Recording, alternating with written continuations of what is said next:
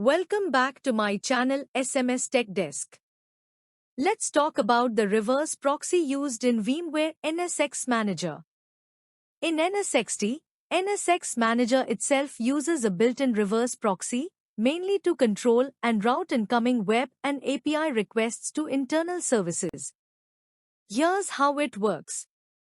User enters the NSX Manager URL, example https://nsx-manager.example.com, in their browser. The request first hits the NSX reverse proxy component, part of the NSX Manager service. The reverse proxy acts as an intermediary between clients and the actual NSX Manager application. The reverse proxy terminates the SSL-TLS connection, so backend services like Policy Manager don't need individual certificates. The reverse proxy forwards the request to the appropriate backend service within NSX Manager. NSX Manager is a multi-service appliance. It hosts various internal components like the Policy API, Manager API, UI backend, certificate service, and more.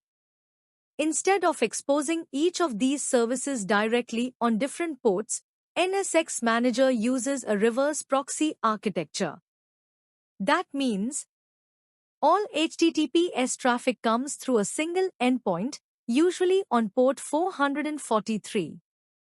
The reverse proxy listens at the front and forwards requests internally to the correct service based on the URL path. For example, a request to Policy API v1 is routed to the Policy Manager service.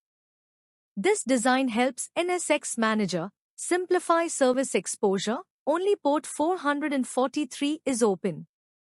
So next time you access NSX Manager via UI or API, remember, your request is being reverse proxied internally, intelligently routed to the right backend service, all through a single, secure endpoint. Hope you found that helpful. If you did, don't forget to like, subscribe, and hit the bell icon for more deep dives like this.